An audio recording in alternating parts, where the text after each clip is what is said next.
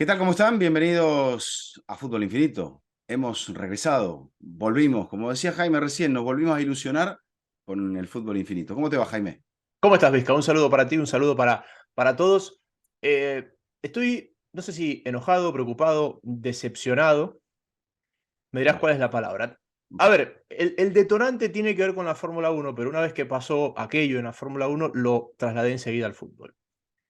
De un tiempo para acá, la Fórmula 1 se dio cuenta que te lo más aclaro que se emocionante... llama fútbol infinito esto, Sí, sí, no sí. Fórmula 1 infinito. No, no, pero la Fórmula 1 se dio cuenta, y esto es especulación mía, que lo más entretenido era el principio y que había poca emoción al final. O sea, la partida de la carrera. Claro. Y como después las distancias se quedaban ahí, el final era poco, era de trámite. Y últimamente les ha dado por tomar decisiones que provocan caos. Y el Gran Premio de Australia el fin de semana no fue la excepción. Y eso me hace clic con los 4 partidos que yo elegí para ver en detalle el fin de semana. Ujú. Ninguno de ellos dio nada en el segundo tiempo. El Bayern lo liquidó antes del minuto 15, el Barça lo liquidó al descanso, el Madrid ni al descanso llegó con vida eh, el El rival. rival, el Arsenal también. Y siento que las ligas del fútbol europeo están yendo en esa dirección. Ujú. Que creo que las diferencias son tan grandes que el formato de liga tan tradicional ha llegado a una expiración. Porque te pregunto, Vizca, ¿qué liga te genera especial atención, especial interés de las 5 grandes en esta temporada, a esta fecha, ¿no? A principios de abril? La Premier. ¿Por qué es el Arsenal el líder? Porque si el líder fuera el Porque, City con 5 de ventajas, porque todavía no está resuelto, exacto.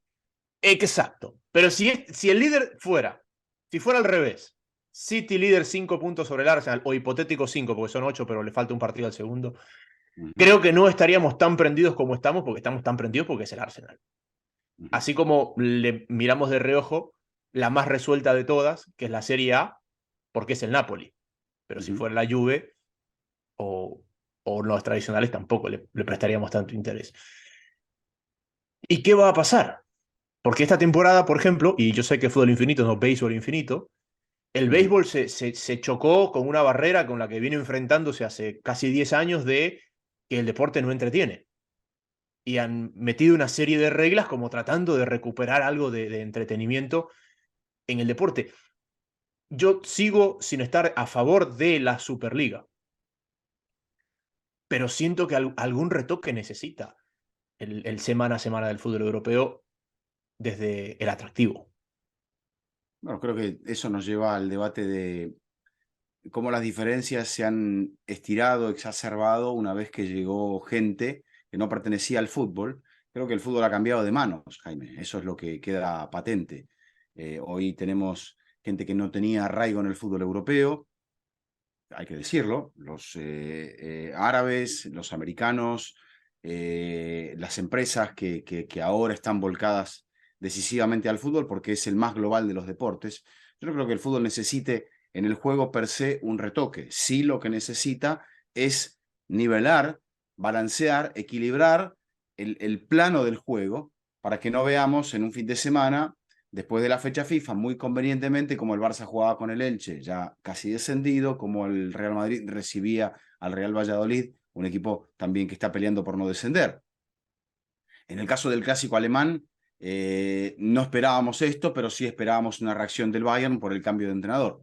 Nos va a abrir la puerta a poder comentar muchas cosas. En el caso del Leeds, por ejemplo, Leeds tira la moneda. Dice, ¿qué voy a hacer? Voy a competir contra un equipo intratable cuando tengo dos partidos que pueden valerme 6 puntos cada uno y me la juego en ellos, ya sea Nottingham Forest, Crystal Palace.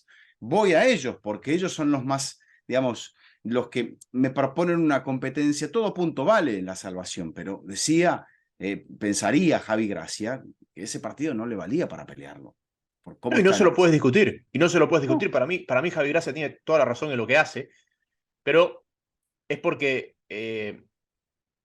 el formato, digamos, lo permite. Te claro, permite bueno, la diferencia marcada, elegir o gestionar o lo que por lo que le ponga, porque el Barça también Tenía roba mucho, por en ejemplo. 7, 8 días tenía 3 partidos. Uno era contra un equipo que está dominando la liga y otro contra 2 rivales directos. Él dice, voy a ir contra los rivales directos.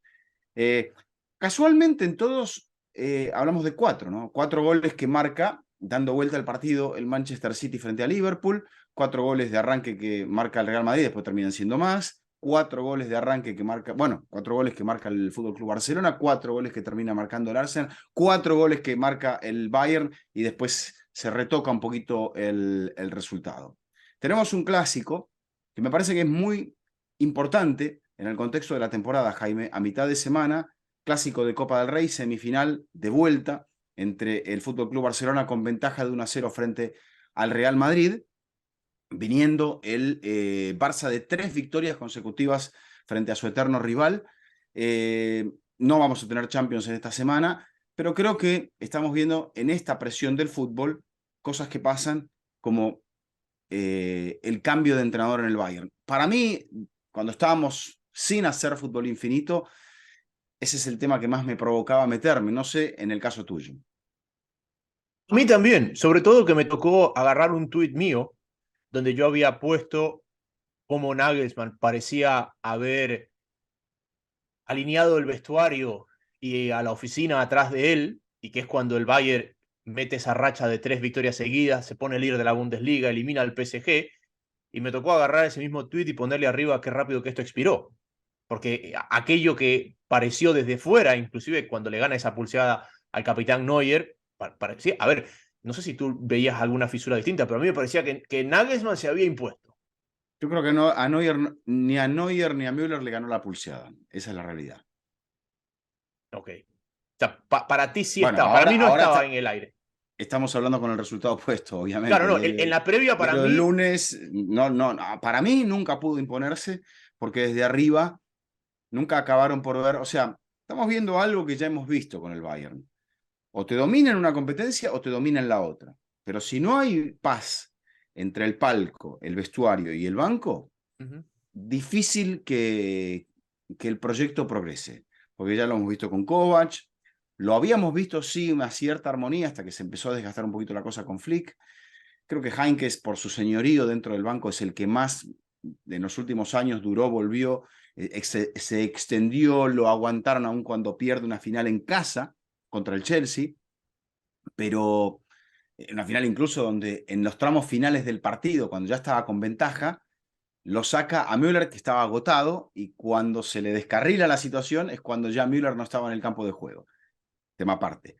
Pero el peso de la tradición de ese vestuario, entendemos que ha cambiado mucho desde la salida de jugadores muy identificados con él, conciliadores, como el caso de Philipp Lahm, y se ha volcado hacia esta corriente un poquito más rebelde, un poco más rebelde y quizás hasta un poco más egoísta. ¿Por qué digo egoísta? Porque Müller no es ni mediocampista, ni mediocampista de contención, ni extremo, ni delantero. Es una media punta a la cual, un Riquelme al cual, y que ni siquiera es Riquelme, hay que adaptarse para que el equipo juegue donde él quiera.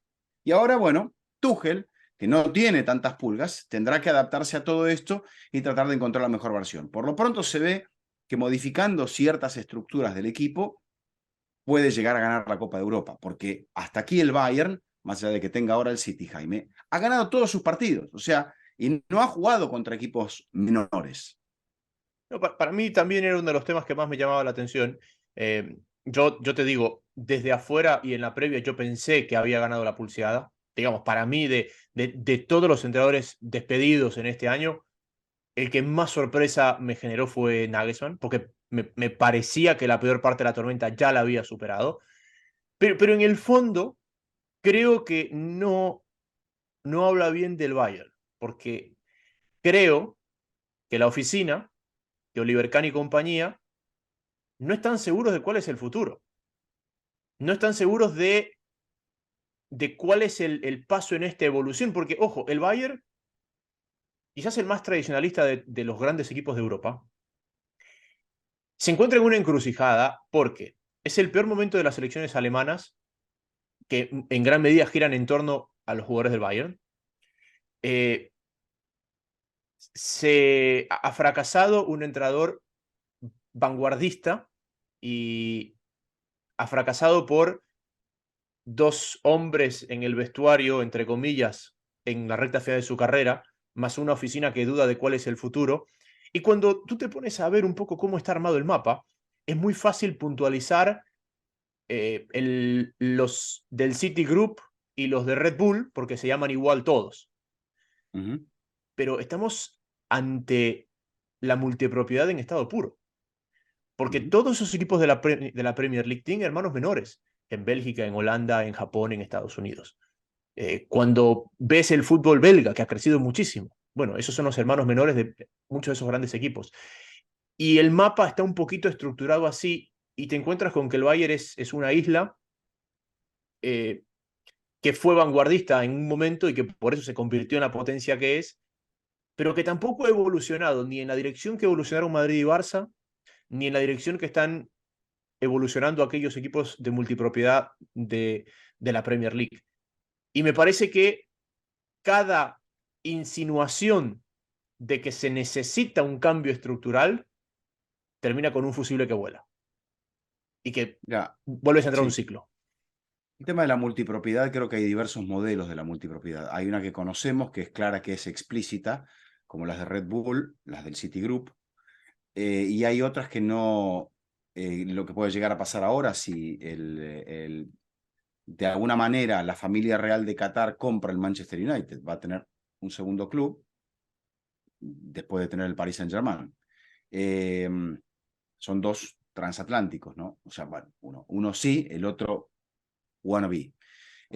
Pero volviendo al tema del Bayern, sí, ¿qué va a ser? No es lo mismo, no es lo mismo. La entendí tarde, pero la entendí. Sí. Pensaba en el Bayern, ¿no? Y podemos decir, Nagelsmann fracasa, no le pongamos fracaso. No saca el proyecto adelante porque es muy joven, muy temperamental. Tiene una idea de juego y todavía ha de tener que madurar, porque corregirme en esto, Nagelsmann todavía no tiene títulos, ¿correcto? No, creo que ganó una copa. Una copa. Ahora lo buscamos. Sí, Pero pero ahora lo busca no. José. Pero no estoy seguro. Pero Ancelotti también saltó por los aires en ese mismo vestuario. Kovac también No, saltó. perdón. Nagelsmann ganó la Bundesliga la temporada pasada. Este era su segundo año con el Bayern. Claro, es verdad. Segunda temporada. Sí. No era debut, correcto. O sea, Ancelotti también ganó la Bundesliga. Veterano, saltó. No funcionó. Kovac ganó la Eh, Bundesliga también y Kovac ganó la saltó. Bundesliga, dejó al equipo encaminado para ser campeón y fue campeón. Ujú. O sea, bajo su temporada, él había sido parte de la temporada, pueden darle la medalla también. Pero bueno, no culminó la tarea. Entonces, es un club ciertamente difícil que está en el medio de ese híbrido. Ahí retomamos el tema de los clubes. El Bayern se maneja solo, no parece tener, porque decía lo de la multipropiedad encubierta. Tenemos aquí esa especie de multipropiedad encubierta de los clubes portugueses que van rebotando jugadores de la mano de Méndez y que van rotando esos jugadores, y es una vertiente de la cual hay clubes que se nutren en Inglaterra, en Francia, en Italia, en Grecia, por supuesto en Portugal y en España. Entonces, esa es una multipropiedad que no conocemos, la extensión de. No sabemos cuántos inversores hay detrás de todo eso, pero sí después tenemos aquellos inversionistas, los americanos, como decís, se comenta que desde los 2010 por ahí, Abramovich tenía un satélite en Bélgica también, o sea que los clubes funcionan con No, esto. era el Vitesse, supuestamente, en Claro, Holanda. donde fue Mason Mount, por ejemplo, al principio de Sí. su carrera. Bueno, pero el Entonces, Brighton tiene un satélite en Bélgica, por ejemplo. sí, El Brighton tiene un satélite en Bélgica.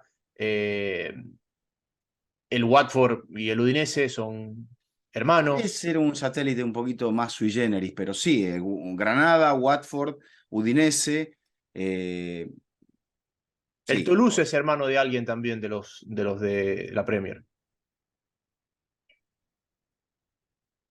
no sé, pero ahí me mataste. Sé que el Lille está muy metido con el grupo de Méndez, o sea, ahí, aparte de Olympiacos, aparte de Roma, aparte de Valencia, o sea, ahí hay gente que está moviendo, ¿no? Y yo no sé si el Bayern definitivamente decidió mantenerse aparte de todo ese conglomerado de empresarios. Pero si no entras dentro del juego, te vas a quedar solo.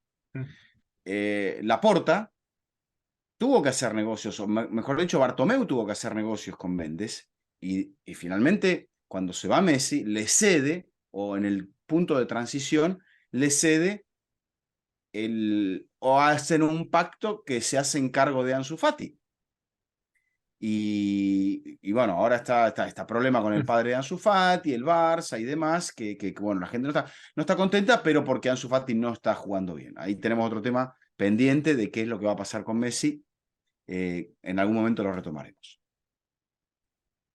A ver, creo que por más que Laporta, que Bartomeu tiene que hacer ese pacto, yo también creo que están un poco en la misma isla el Bayern, el Madrid y el Barça. Quizás los más tradicionalistas de todo el fútbol europeo. Porque son equipos que no tienen un dueño, son equipos que no tienen hermanos menores, que se nutren de sus inferiores, básicamente.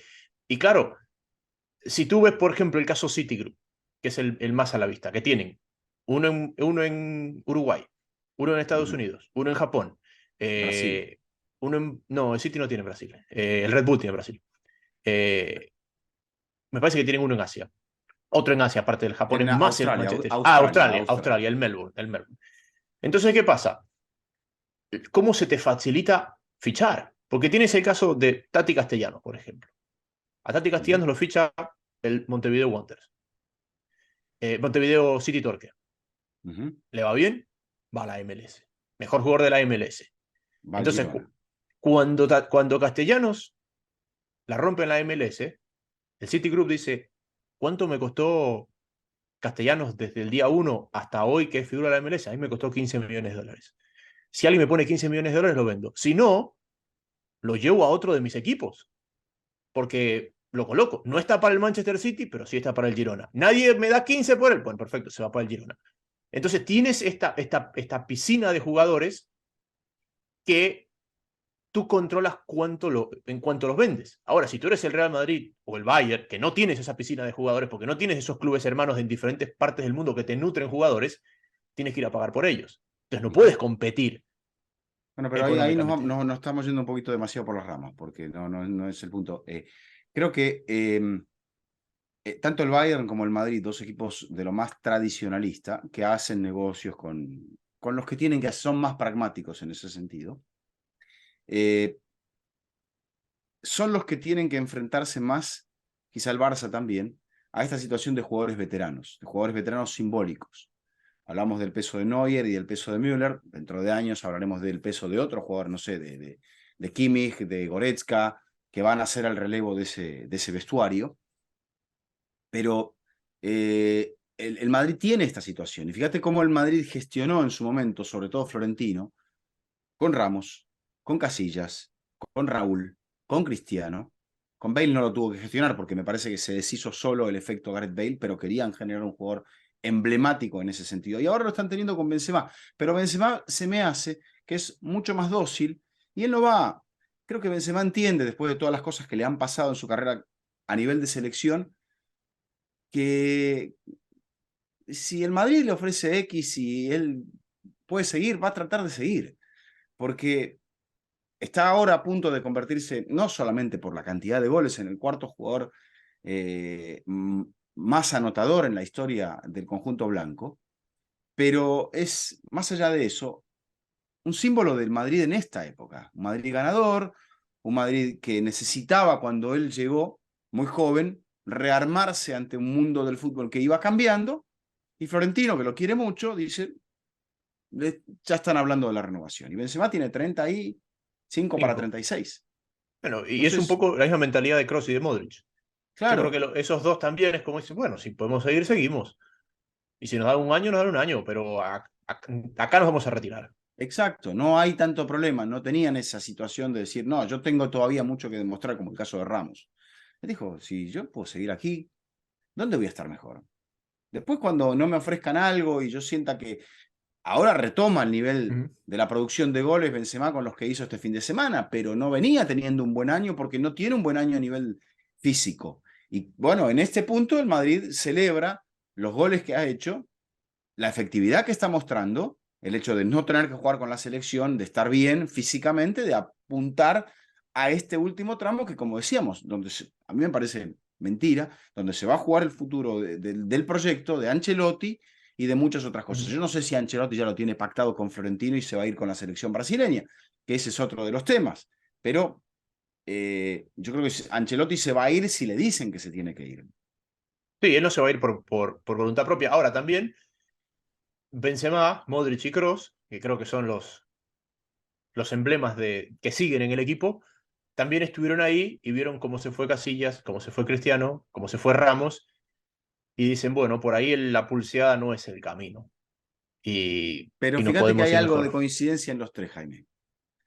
No los conocemos, los vemos jugar de un modo altruista, altísimo, con una calidad altísima, pero ninguno de ellos parece que tiene ese punto de protagonismo como el de los que mencionaste anteriormente. Sí, es verdad, Entonces, es verdad. eso los hace, me parece, mucho más dóciles. Ujú, sí. Y lo otro, a ver, dime tú si es que es una coincidencia o hay una conexión. El punto bajísimo que viven estos dos países a nivel de selecciones. De Alemania y España. Hicieron un gran partido en el Mundial, pero que ahí se quedaron. Yo todavía me acuerdo, porque transmití uno de los dos, que hubo un momento que estaban Costa Rica y Japón adentro. Sí, sí, sí. Que estaba Costa Rica y Japón adentro. Es más, creo que tú transmitiste a España y yo hice Alemania con Costa Rica. No, me tocó Alemania contra Costa Rica y... Hicimos el mismo partido entonces, sí, Sí, sí, hicimos el sí, mismo. sí, sí. Sí. Pero también veo un momento muy pobre donde estos países, eh, en esa concentración formativa hacia un solo destino, se han quedado, o sea, fíjate, España y Alemania no producen laterales, no producen delanteros, no producen extremos, no producen centrales. Solo te producen mediocampistas polifuncionales. Ujú.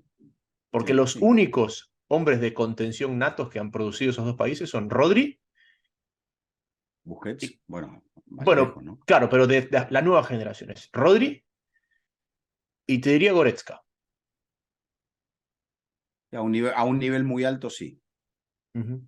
Bueno, pero esa posición, hoy por ejemplo, hoy pierde, creo, entre muchas otras razones, quizá una de ellas, el Manchester United, porque le falta el escudo de la mitad de la cancha, le falta Casemiro. Sí.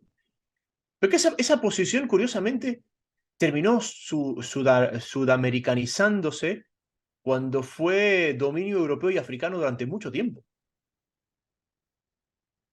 Bueno, durante mucho tiempo, quizá ahora en este comienzo de siglo. Sí. Siempre creo que el mediocentro sudamericano fue muy claro, uruguayo, argentino, quizá un poquito menos brasileño. Era una posición donde los brasileños no tenían... Brasil te mataba por afuera, porque tenía esa fantasía. ¿Y qué le faltaba? Le faltaba, salvo el 9 le faltaba a veces la estructura central baja. Lo escuchaba el otro día a tu admirado Mono Burgos y él hablaba de la línea del equipo, ¿no? De la columna del equipo, arquero, central, mediocentro, 9. Y bueno, Brasil tenía 9, tenía muchos 9, pero a veces le faltaba eso, ¿no? La parte defensiva. Cuando lo tuvo, quizá perdió fantasía, perdió laterales, eh, perdió control de juego. Perdió los Y nueves, porque tiene sí, muchos, entre comillas, Neymar Vinicius, mejores o peores, pero nunca volvió a tener un Ronaldo por características de juego, por calidad menos claro. aún, ¿no? El último Pero que tuvo lo sacó campeón del mundo, exacto. sí, Adriano, digamos, ya, Adrián. Pero después no vino nadie en esa característica de juego, pero sí, es parte de la mutación. Y Adriano, que jugaba zurdo, jugaba por izquierda, coexistía bastante con el fenómeno, porque él jugaba atrás del fenómeno. Pero bueno, nada, Eh, otro tema. Copa del Rey. no, Los dos, escúchame. los dos Cambio, ganaron, 4-0, sí. así como fue sorpresivo lo de Nagelsmann, lo de Conte sabíamos que iba a pasar después de su última conferencia de prensa, ¿verdad?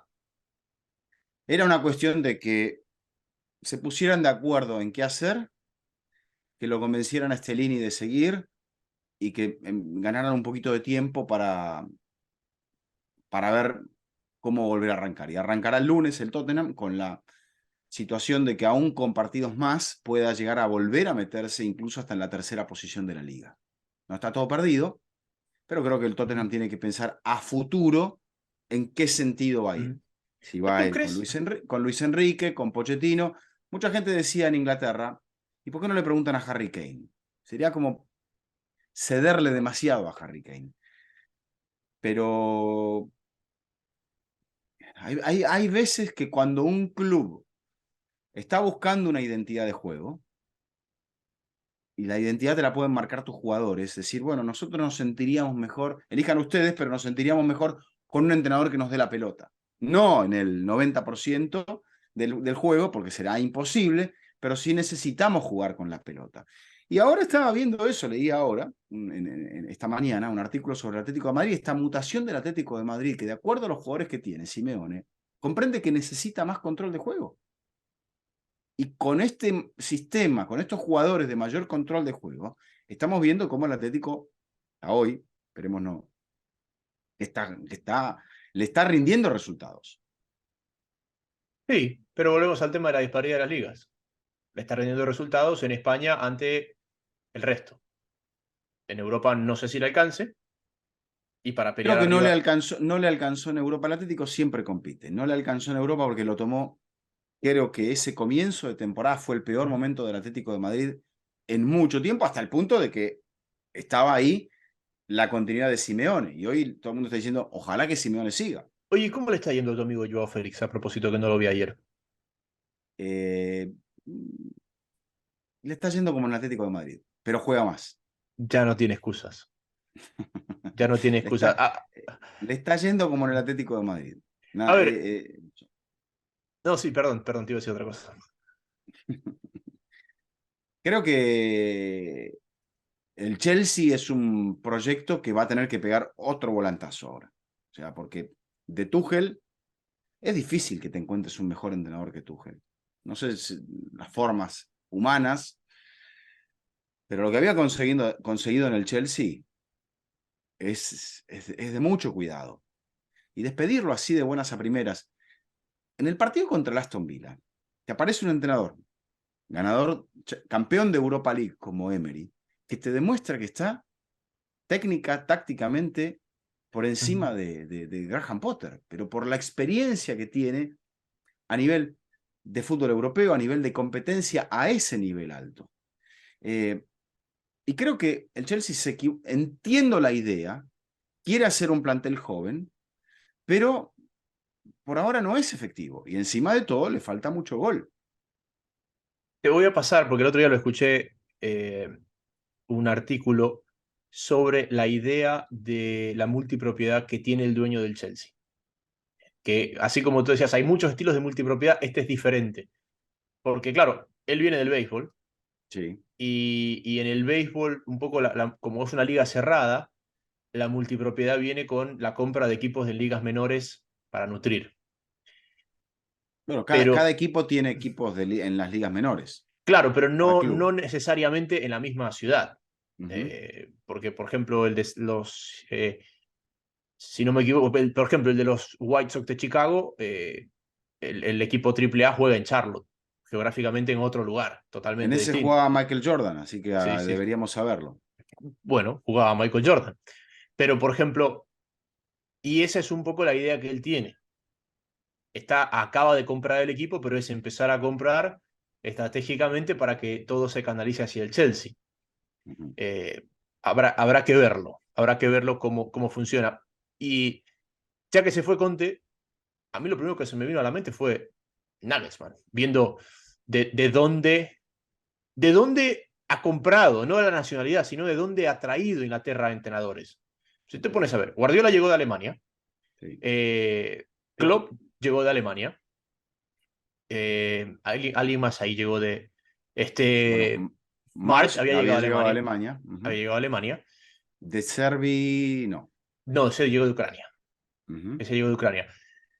Pero Inglaterra ve mucho hacia allá y no sé si por Correcto. ahí Nagelsmann Hasenhuttl sea. venía del fútbol alemán también, si no me equivoco. Ujú. Eh, El del Bueno, Brentford es había danés. pasado, Ten Hag había pasado por cantera del Bayern, el equipo Sí. del Bayern. El Chelsea No. va a tener que resetear. Difícil, lo veo muy difícil que gane la Champions, lo veo muy difícil que clasifique para Europa. Va a ser una temporada negativa con un hueco, con un déficit de lo que representa jugar en Europa, pero pagará el dueño o, uno de los principales accionistas esta novatada de dar vuelta a la mesa con todas las cartas y todas las fichas encima en medio de la partida. Entonces, apunta a eso. Yo lo veo muy difícil que pueda, yendo por el lado donde va, superar al Real Madrid o superar al ganador de la serie Bayern contra City. Pero es fútbol, todo puede pasar. O sea que tiene muchos frentes abiertos. Él quiere construir otra vez, quiere construir un estadio más grande. Hay oposición.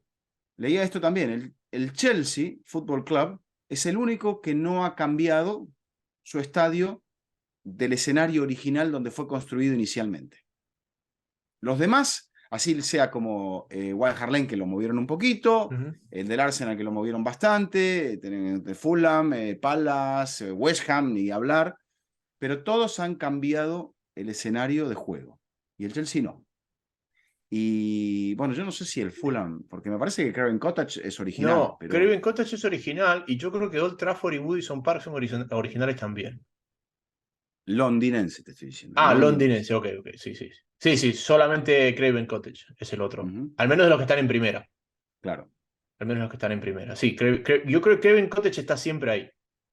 A mí me parece que sí, que la construcción es original, la tribuna Lo oficial es que, original. lo que pasa es que Stamford Bridge es anterior. Por ahí Stamford Bridge es el más antiguo que se mantiene. El que más tiempo ha estado en el mismo lugar, correcto. Ahí Ujú. está la Sí, cuestión. ese es. Stamford Bridge es anterior. Y Stamford Bridge, cuando uno ve los nombres, por qué los estadios, los equipos ingleses se llaman de tal forma, uno piensa que hay alguna cosa muy romántica o histórica atrás. Y no, es porque el estadio se construyó donde había un puente que cruzaba Eran sobre un pantano. los trabajadores del puente de Stamford Bridge. Ahí Sí, está. Era. exacto, exacto. O sea, todos tienen un nombre ahí. Craven Cottage es porque ahí estaba el cottage de Lord Craven. Por eso se Ujú, llama así el estadio. Así correcto. que eso por ese lado, en lo que nos ha dejado esta semana de fútbol. Y ahora venimos con el clásico. Ujú. ¿Te dejó algo el partido del Barça y el Madrid, ya que comencé diciendo que se resolvió tan rápido que no dejaron nada? Bueno, el Elche más o menos, no se puede decir que aguantó, pero estuvo en un cierto nivel de competencia. Después se cayó. Y lo tumbaron los delanteros del Barça, lo tumbó Lewandowski, que observé los minutos. Lewandowski venía de jugar 180 minutos con Polonia, la que tiene que estar muy bien, muy en ritmo para eh, eso, no dar la espalda a Polonia, sabiendo que su club está jugándose cosas muy importantes. Yo creo igualmente que, aparte, este es el tramo, ¿no? Porque como viene la liga, Jaime, o sea, si el Madrid, si el Madrid no puede dar vuelta al resultado, va a tener que ponerle todo a la Champions. Veo muy difícil que por el otro lado pueda llegar a tener recompensa. Asimismo, el Barça, si se posiciona en la final, la va a tener que ganar, obvio, pero para generar una campaña exitosa, si el Barça se posiciona en la final, dentro de todo lo negativo, tendremos que ver cómo se resuelven todos los frentes abiertos que tiene, pero dentro de toda esta situación, deportivamente no sería tan mal visto. Creo que económicamente tampoco. Y, y eso es lo que genera una cierta inquietud, me parece, en el Madrid con respecto a la figura de Carlo Ancelotti. Un Carlo Ancelotti que arranca el partido de hoy jugando con Camavinga de lateral izquierdo, con Lucas Vázquez de lateral derecho, jugando con Marco Asensio de titular, con Rodrigo. eh, o sea, teniendo que apelar a un equipo rotado porque sabía que enfrentaba a un conjunto como el Valladolid que no está a la misma altura. Pero lo veo al Madrid y volviendo al video que sacaron José y Alfredo tuyo del último programa antes de la fecha FIFA, que tuvo como no sé cuántas mil reproducciones. El Madrid no tiene plantilla. El Madrid tiene gente de mucha historia que es capaz de resolverte momentos puntuales. Pero está claro que en la carrera larga no está. Y no va a estar. Y cada día va a estar más lejos. Tiene el punto de que inicia o ha iniciado de una manera más o menos exitosa una renovación a partir, bueno, de Militao, de los franceses, Tchouaméni, Camavinga, Yo de tengo los un debate ahí. brasileños, Yo tengo un debate sí, ahí. Y para mí, de Valverde, de los brasileños, sí. sí, para mí el debate es si estamos viendo el comienzo de la nueva generación o el final de la anterior. Yo siempre pensé que estábamos viendo el comienzo de un recambio y que el Madrid había aprovechado el último sprint de sus tres leyendas rodeadas de una gran base de futuro. Pero cuando lo comparas con el resto del mapa europeo, dices, no, la verdad que este equipo está muy atrás. Yo creo que está en el Porque medio. Los grandes estrategas tratan de situar en el medio. O sea, hasta el momento que consolidan un equipo que parece intocable. Pero el Madrid está en el medio, porque los jóvenes todavía no acaban por despegar. Seguimos viendo, creo, a Vinicius cada vez más protagonista. Él sabrá definir dónde está su techo. A Rodrigo creciendo, a Valverde creciendo. Mucha gente hasta incluso leía el otro día un artículo, un mediocampista, creo que inglés, que decía que admiraba y quería jugar como Federico Valverde. Cosa que me llamó poderosamente la atención. No es que te está diciendo que quiere jugar como Tony Cross. Quiere jugar como Federico Valverde, porque lo ve como ese espejo de dinámica, de potencia, de llegada, de remate, de habilidad, de coraje. a ver, yo creo que esos nombres que tú das son una realidad. Lo que pasa es que no hay un complemento en otras zonas del campo. Es decir, no es que Vinicius es un 9 y el día que Benzema no está, Vinicius te resuelve. No, Vinicius te resuelve con y sin Benzema. El problema es que no tienes relevos en esas posiciones. Por ahí fue un mal ejemplo. Eh, que Camavinga y Tchouaméni te pueden resolver. A ver, vuelvo a reformular. Mm. No es que Camavinga y Tchouaméni te resuelven cuando no está Modric y no está Kroos. Ese es el relevo lógico. No, Camavinga y Tchouaméni te están resolviendo cuando no está Benzema. Ese no es el relevo lógico. Y es un relevo de otros jugadores, no del delantero. Lo mismo el caso de Valverde. Valverde te resuelve cuando no está Rodrigo. Y te viene bien que te lo resuelva. Pero no es el relevo de Rodrigo. Es alguien que cumple otra función. Y me parece que hay mucha gente, Valverde a la cabeza, que por su despliegue y su talento es capaz de resolver situaciones de posiciones alejadas a ellos porque no hay recambio en esas posiciones puntuales. Y ahí Bueno, es donde me parece que el Madrid es muy atrás. vamos al clásico. Vamos. ¿Qué tiene que hacer el Real Madrid para dar vuelta a la serie? Ganar. Como... Obvio, obvio. eh, El empate me parece que no lo va a meter en la no, final. a ver, yo creo que el Madrid, yo creo que el Madrid jugó un buen clásico de vuelta en el Camp Nou de Liga. Lo termina perdiendo, pero lo pudo haber ganado. A ver, creo que jugó bien al comienzo y después se vio un equipo que físicamente, a nivel de, venía de jugar contra Liverpool, a nivel de energía, arrancó muy bien y no lo pudo terminar. Y creo que coincidió también con que me parece que el Barça arrancó flojo, arrancó como demasiado casual, demasiado relajado. Ahora, bueno, ambos tuvieron este partido para afinar y es a todo o nada. O sea, de mi parte creo que el Madrid va a tener que jugar con una gran inteligencia y va a tener que presentar un partido físico. Eh, no sé en cuanto a las novedades del Barça, si vamos a poder tener alguna de esas piezas importantes que venían faltando, que lleguen a tiempo. Me parece que no. Pero, o sea, el Barça tiene que jugarlo así, como está.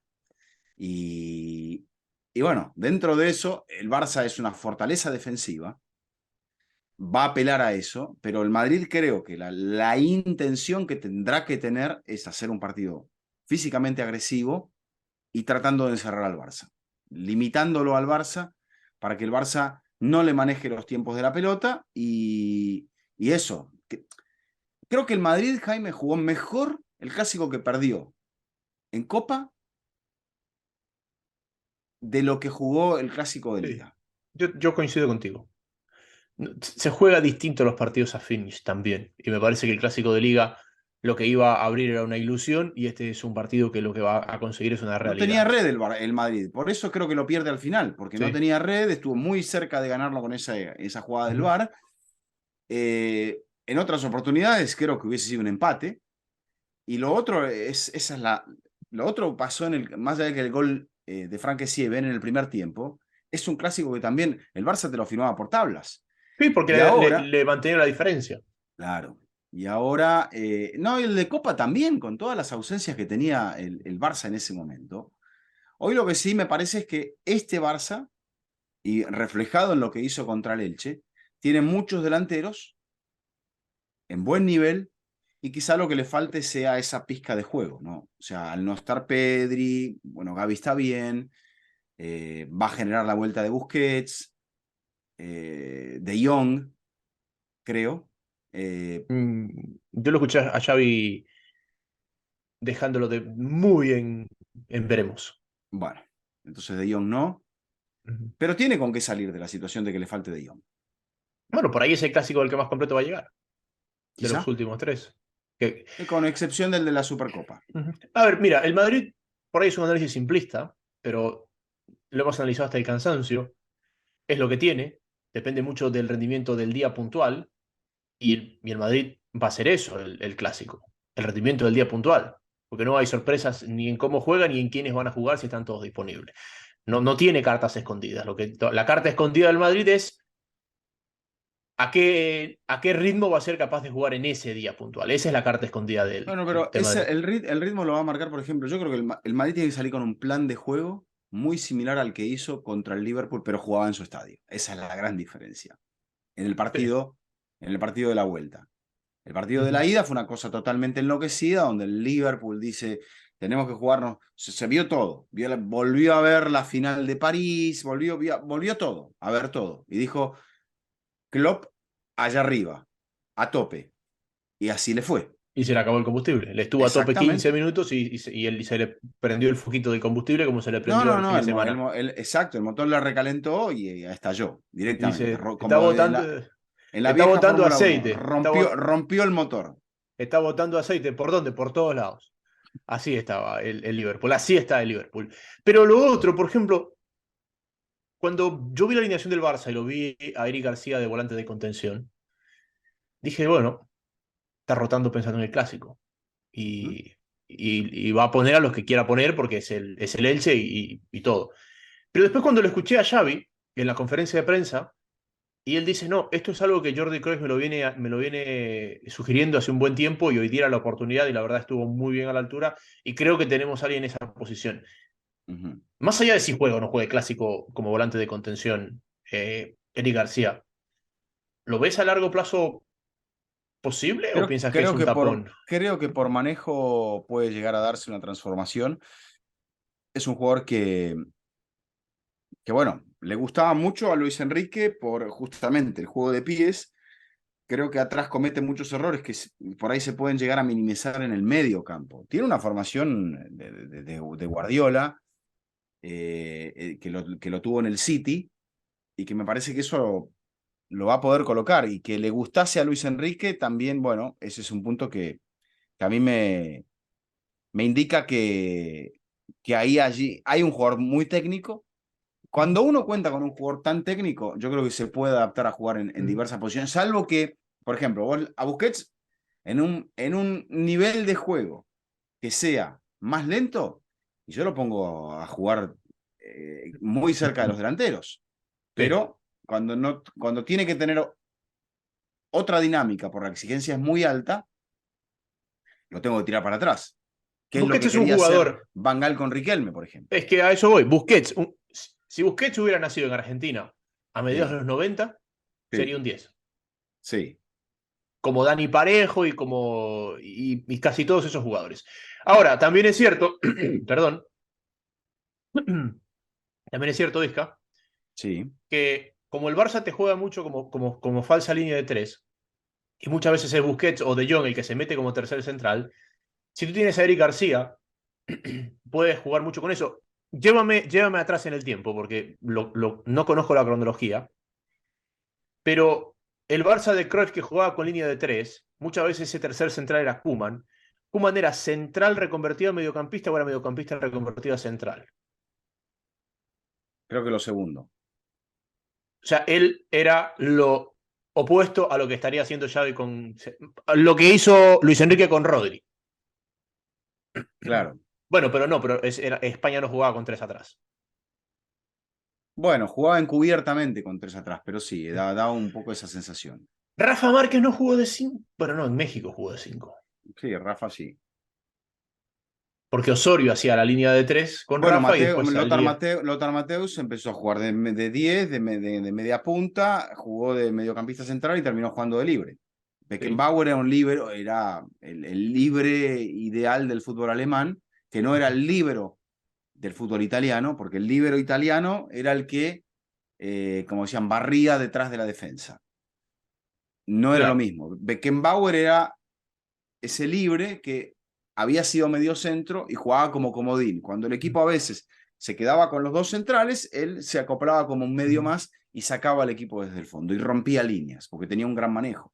El líbero italiano era el que quedaba más atrás de los tres. Claro, Pero el alemán, español, holandés o donde lo vean, era el que daba el paso adelante. exacto, exacto. Que era, bueno, la gran diferencia cuando Bilardo, muy a la italiana, como su apellido lo denota, él jugaba con el libre que casi nunca rompía líneas, siempre jugaba atrás porque quería dar una seguridad a la estructura defensiva. De repente por ahí pasaba un lateral y cubría uno de lo que él lo llamaba los stoppers, o pasaba un lateral, un carrilero y se quedaba un medio, y ahí generaba, él ajustaba a partir de los medios, que es lo que hacían los italianos. En la idea del líbero alemán era ajustar a partir de esa pieza que fuese como un comodín. ¿Sabes qué es lo que me encanta en la línea de 3? Yo tengo una debilidad por la línea de 3. Que tienen que ser muy inteligentes los tres centrales. Línea de 4 es muy simple de jugar. Es muy sencilla de jugar. No, el sistema más sencillo, dicen los entrenadores, es el 4-4-2, donde se arriesga menos. Cuando uno rompe el 4-4-2 para generar las variantes, ahí es donde vienen los desafíos y los jugadores son los que tienen que ajustar. Sí, y tienen que ser bastante inteligentes.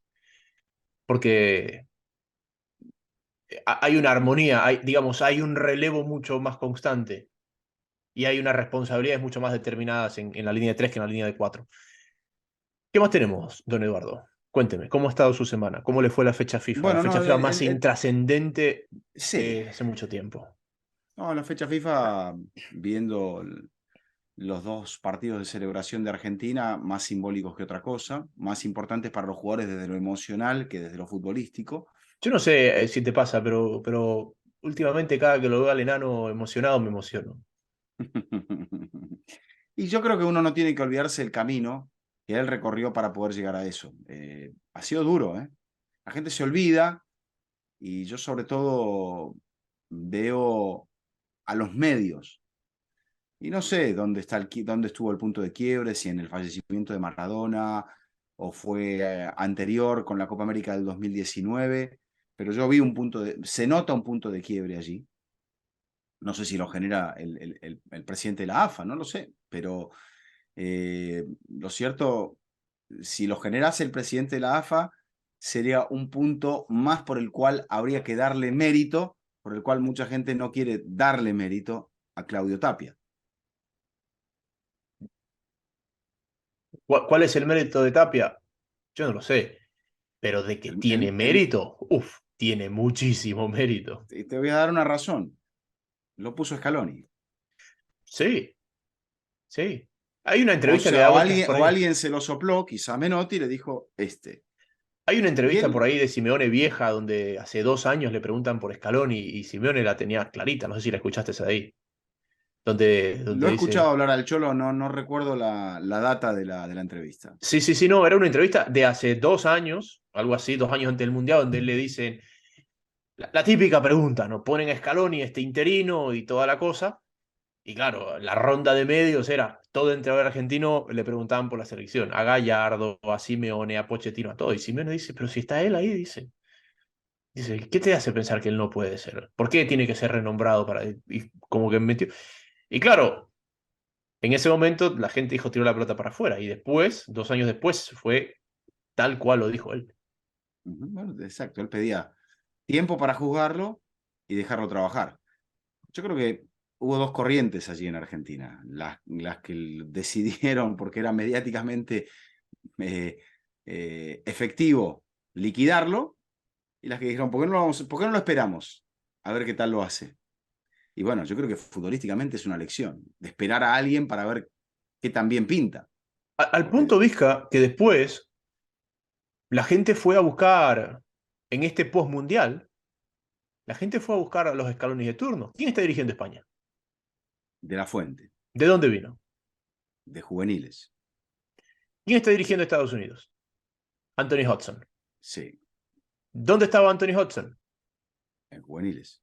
Y exactamente. Bueno, es interino por ahora, no ¿Y sabemos qué va a Scaloni cómo pasar. comenzó? Puede ser que sí, ahora no sé, Sí, jugará la Nations League, por ahí la gana, y dicen, ¿y por qué no seguimos con él? Puede ser. correcto. Es este tema de las tendencias. Sí, porque si ya Estados Unidos hubiese querido ofrecerle el cargo a Jesse Marsh, ya se lo hubiese ofrecido, ¿no? Porque Marsh está libre. Sí, a ver, Ya creo que... debe tener, a lo que me refiero, ya debe tener una respuesta de Lo que Marsh. pasa es que creo que Estados Unidos todavía no tiene general manager, todavía no tiene director deportivo, después del incidente. Sí, sí tiene que reemplazar, la posición era de Ernie Stewart, ¿correcto?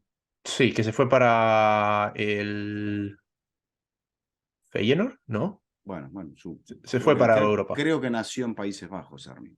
Sí, se fue para Europa. Así que un poco eso. ¿Cómo te ha tratado la MLS? Este fin de semana estuve No, en Filadelfia la semana yo pasada, sé. este fin de semana no trabajé, estuviste en Columbus, ¿correcto? Sí, estuve en Columbus y eso de viajar y a los estadios, al menos a nosotros que en esta profesión y que durante mucho tiempo estuvimos más vale trabajándola desde un estudio, es una sensación totalmente distinta. Maravillosa, maravillosa. Sí, Así que si hay algo que tenemos que agradecer a este proyecto de Apple TV es esa posibilidad de acercarnos a la base del fútbol, a la raíz, para poder contarlo in situ, ¿no? Que me parece que eso es algo, están todas las sensaciones allí expresadas y todos los sentidos puestos en el partido. Entonces, es muy bonito, es un gran privilegio. Ojalá que lo podamos seguir haciendo por mucho tiempo, porque bueno, eso es el fútbol. Eso y la posibilidad, Jaime, de ir a los entrenamientos de un equipo, de poder verlo, de poder conversar con los protagonistas más cercanamente, cosa que lamentablemente en ujú. estas épocas del periodismo, redes sociales y demás, hemos perdido ese privilegio. Sí, y sabes que cuando estás acostumbrado a no tener ese privilegio, no sientes que te hace falta. Es decir, como no puedes gozar Yo de ese siento que me hace privilegio. falta, yo siento que me hace A falta. ver, sí, sí, pero a mí lo que me pasa es que en un momento no tienes la posibilidad de compararlo. Entonces, sientes que te hace falta, pero no puedes decir, bueno, este partido estoy siendo capaz de hacerlo con esta profundidad a distancia, pero este partido que estoy in situ lo estoy haciendo bastante mejor porque tengo estas herramientas. Y creo que ahora que estamos un poco, o al menos yo que estoy en esa dinámica, como que sí siento, sobre todo, para mí lo más importante es todo el contexto que vas ganando, estando in situ, estando con los Bueno, pero protagonistas y todo eso. imagínate si pudieras participar de una conversación con un entrenador cada tanto y que te explicara su idea de juego, su método de trabajo, cómo llega, no sé, porque hay muchas cosas que nosotros no vemos. Por ejemplo, se decía eh, que a partir déjame pensar qué entrenador era, que a partir del trabajo en el campo, a partir de los entrenamientos, es que había logrado modificar la dinámica de un equipo. No solamente con el plan de partido, sino a partir de lo que se empieza a hacer en el trabajo, aquella vieja frase de cuando éramos chicos, el trabajo de la semana. Y claro, en la semana uno trabaja, No es que le dan a los jugadores y, bueno, vamos a hacer jugadas de ataque, vamos a hacer jugadas de pelota parada. No, es decir, vamos a salir así ante la presión del rival o cómo vamos a ir a presionar, qué vamos a hacer, porque qué va a hacer el rival, porque, o sea, todo eso y meter al jugador dentro de esa dinámica de trabajo es... era John Dyche, y esto Ok. lo decía un jugador del Everton, que el equipo no venía motivado desde el trabajo. Y lo decía un jugador que no jugaba, creo que era Michael Keane, que no jugaba con Lampard. Y que con Dyche, a partir de la dinámica del trabajo, y eso que es un equipo que todavía está peleando por el descenso, que todavía no se ha salvado, que está en una situación institucional muy difícil, pero dice, cambiamos no solamente la simpleza del juego en el campo, sino también la forma de trabajarlo en la semana. Y eso ha hecho que el equipo tenga otros Mm. resultados, de acuerdo a los recursos que tiene. Sí, y un poco eso es lo que a nosotros desde la profesión nos ha brindado este proyecto con Apple y que la idea es poderlo transmitir hacia ustedes. A la larga, Jaime, y te lo digo por mi mayor experiencia, si no lo sacamos en ese partido o en el siguiente o en el siguiente, son todos recursos que uno va, todas herramientas que uno va poniendo en Sí, esa mágica e imaginaria caja de herramientas que va llevando a medida que uno va avanzando en esta profesión. sí. Y una cosa que me preguntaba, por ejemplo, el fin de semana, y metí ahí un reel eh, En en TikTok. Instagram. No, no, Ah, TikTok, no soy muy bueno en esas cosas. En Instagram lo metí, pero ¿quién se iba a imaginar que una ciudad como Columbus, Ohio, puede ser, entre comillas, la ciudad más futbolera de los Estados Unidos? Porque cuando se arma la liga y las grandes ciudades querían los equipos, uno de los requisitos que tenían los equipos para que les otorguen una sede era vender 10.000 boletos de temporada. Y el primer equipo que vende 10.000 boletos de temporada es Columbus Crew, no los otros equipos de la liga. Y al punto de que Estados Unidos, desde que se forma la MLS, la selección de Estados Unidos, donde más partidos ha jugado como local en eliminatorias es en el propio Columbus, ujú. porque se convirtió en la casa de Estados Unidos. Y fíjate, si tú diagramas una liga desde cero, jamás te vas a imaginar que en el corazón de Ohio hay tanta afición y pasión por un deporte tan alejado de los deportes tradicionales del país. Bueno, lo que pasa ahí es que es un oasis de otros deportes profesionales. El fútbol plantó la bandera allí antes que nadie. Entonces, salvo creo que la Universidad de Ohio, Ujú. el único competidor que tiene el Columbus es ese, no tiene otro. No estamos hablando como, no sé, como en Los Ángeles, que hay múltiples equipos de básquetbol, de béisbol. Bueno, de béisbol hay uno solo, ¿no? Dos. Dos. Los Dodgers y los Eh, Angelinos. correcto. En fútbol americano ahora hay un equipo, en la parte universitaria, o sea, la competencia es múltiple. Atlanta tiene de todo, Miami tiene de todo, Filadelfia tiene de todo, Nueva York ni hablar. Entonces, Columbus tiene el crew y ya. Sí.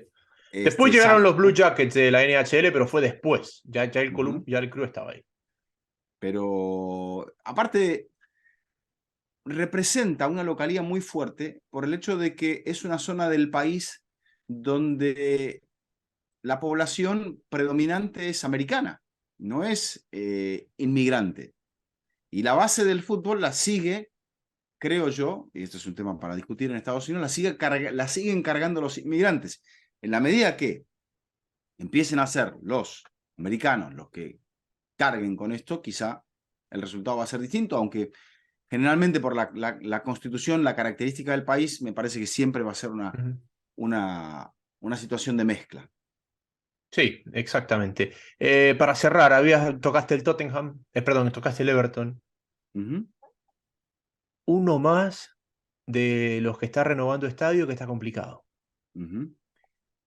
El tema Ni este. siquiera es un tema de un caso de Superliga acá, ojo, es el Everton. Pero volvemos al punto de por qué quieren los controles financieros. Porque hoy para tú hacer una mejoría en tu infraestructura, en tu estructura, en tu bien raíz, lo que tú quieras, tú tienes que sacar de tu presupuesto total, que va a la parte deportiva. Entonces tú tienes que quitar dinero que va al equipo de fútbol para el estadio. Te llames Everton, te llames Levante, te llames Villarreal, te llames Tottenham, te llames Atlético de Madrid, te llames Arsenal.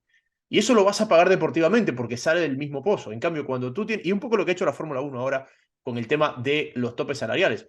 El tope salarial no es para que el futbolista o el piloto gane menos.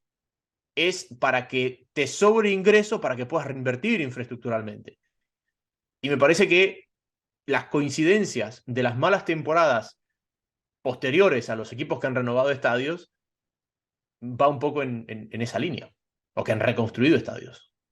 Y lo que sucede es que por la tradicionalidad del Everton, le costó también al Arsenal, por ejemplo, cuando salió de Highbury, lo mencionaba mucho Wenger, y Wenger fue el arquitecto y el ingeniero de la construcción del estadio, de la economía del club, para poder estar hoy a punto de eso, de ver si el Arsenal puede llegar a ser campeón.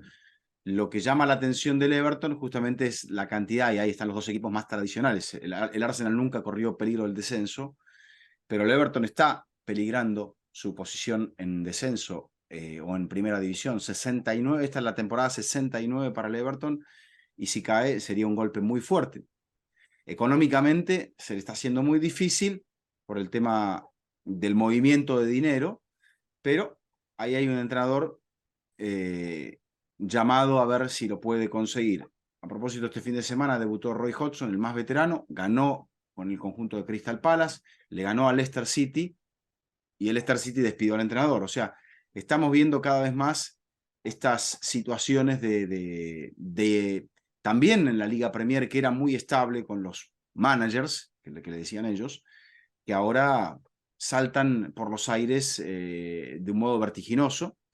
Y eso creo, y el punto de este fin de semana de la victoria, creo, lo que más me llama la atención es la victoria en Newcastle, porque solidifica la posición de un club con un entrenador inglés para volver a jugar Champions después de 20 años, donde Newcastle incluso estuvo en descenso, con una idea diferente, sin tener todavía un gran jugador estrella, pero con un muy buen trabajo, con 2 goles de cabeza que le hace al Manchester United, y al Manchester United con ausencias y todo, pero le gana, y va a poner esa lucha por el tercer y cuarto lugar en un tono dramático hasta el final del torneo. El Tottenham, si gana al Everton, que se está jugando el descenso, hoy el Everton está en descenso, si el Tottenham gana, será tercero, pero tendrá 2 partidos más que las Urracas y que el Manchester United. Entonces,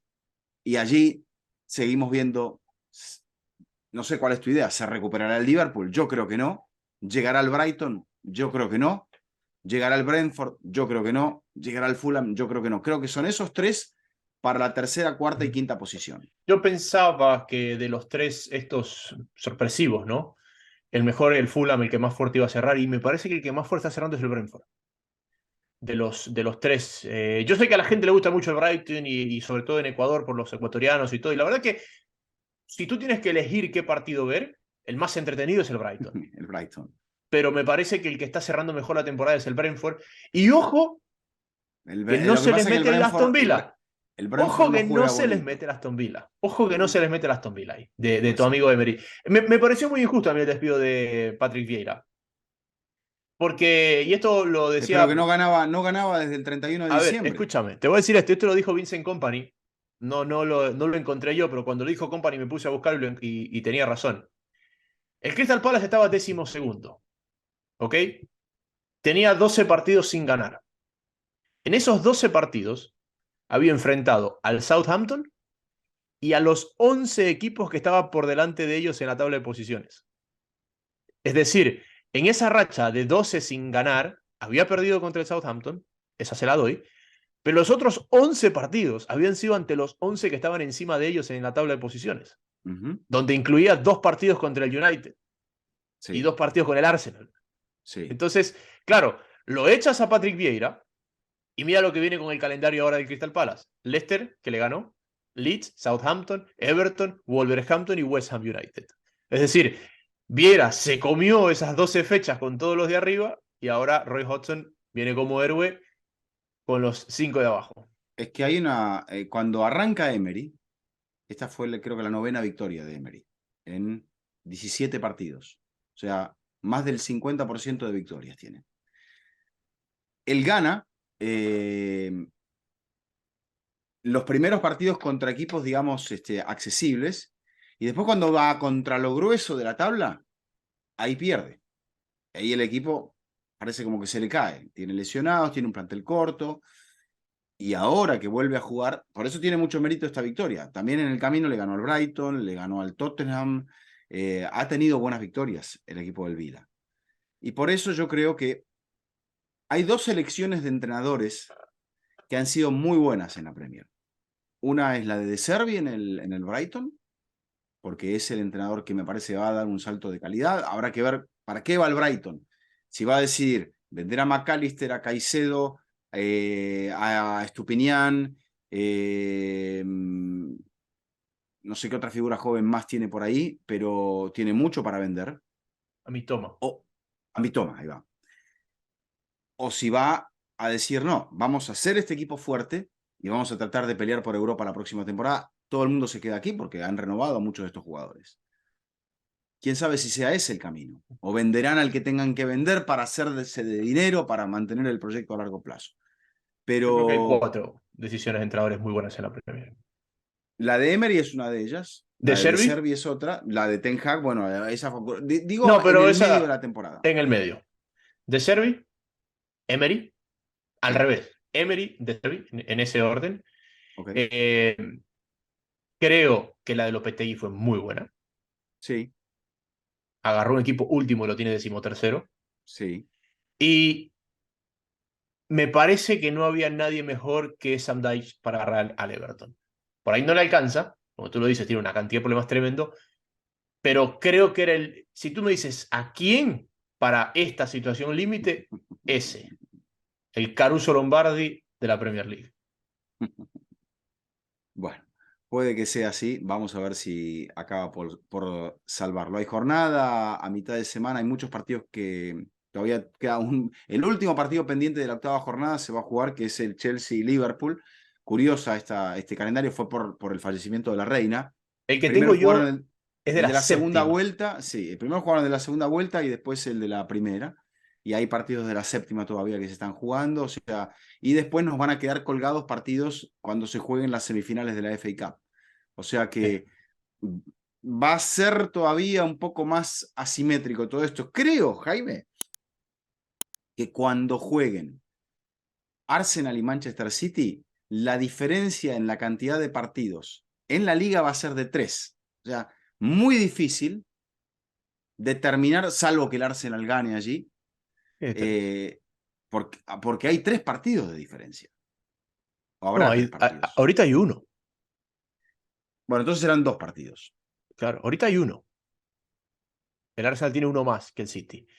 El Arsenal tiene uno más que el City, 2 más que el United y Bueno, Newcastle. en ese caso va a tener 2, porque ese Sí. fin de semana el Arsenal va a jugar Liga y el City va a jugar Copa. Que El hoy más, tiene un partido más. el más atrasado de todos es el Brighton, que tiene 3 menos. Claro, el Brighton, hay equipos con 29 y el Brighton tiene 26. Claro, lo que pasa es que el Brighton, además de que le tocaba jugar con alguien que estaba en Copa, le tocaba jugar con el United el fin de semana que el United jugó la final de la Copa de la Liga. De la Entonces liga. ahí se le acumularon más. Tiene uno por el tema de la reina, tiene otro por la FA Cup y tiene otro por la Copa de la Liga. No Ujú. de ellos, sino de sus rivales. Correcto. Bueno, don Eduardo, creo que hemos resumido bien lo que ha pasado en estos 10 días. Sí. Así que bueno, volveremos a mitad de semana, ¿no? Con la definición de la Copa del Rey para ver quiénes son los equipos que se van a enfrentar por este torneo y bueno, qué tanto peso eso tendrá en el resto de la temporada. Va a tener mucho peso. Pero Muy bien, de aquí volvemos. Volvemos entre semana y vamos acomodando el equipo. muy bien, Don Eduardo, como siempre, un gusto. igualmente. Y muchas gracias a todos ustedes. Este ha sido un nuevo episodio de Fútbol Infinito. Será hasta la próxima.